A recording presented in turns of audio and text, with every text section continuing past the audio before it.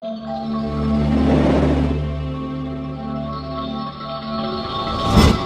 d'abord, ce malaise dans la police à Grenoble. Les candidats au poste se font rares et les agents actuels sont proches du burn-out. Jordan Guéant et Florine Hébin ont recueilli le témoignage de l'un d'entre eux. Nous l'appellerons Antoine. Antoine a commencé à Paris avant d'être muté à Grenoble, où il a vu ses conditions de travail se dégrader. Quand on a une situation qui dégénère un petit peu et qu'on appelle du secours, on se rend compte que là, vraiment, il manque du monde, quoi. Vraiment, c'est flagrant. On peut intervenir sur des situations hyper compliquées, à prendre des pavés, des bouteilles qui tombent des étages.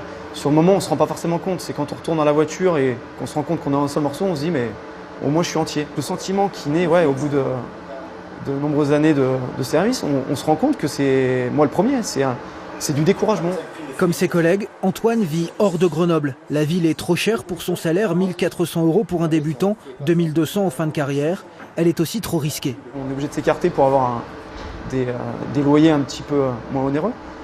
Et il y a aussi ce sentiment d'insécurité, de ne pas mettre sa famille en danger, bêtement, juste en se promenant et être reconnu. Donc, le problème, c'est que si je racontais tout à ma femme, je pense qu'elle ne mettrait plus un pied à Grenoble, même pour prendre le bus. Car l'agglomération n'est pas classée en zone sensible et n'offre donc aucune prime de fidélisation, un bonus de 800 € par an, contrairement à Lyon ou Paris. Quand vous arrivez à Grenoble, les loyers sont aussi chers qu'à Paris, ou quasiment. Vous avez une perte de salaire de minimum 200 €. Vous perdez cette fameuse prime de fidélisation qu'on demande depuis des années à obtenir à Grenoble. Donc on a même des collègues qui veulent repartir sur Paris.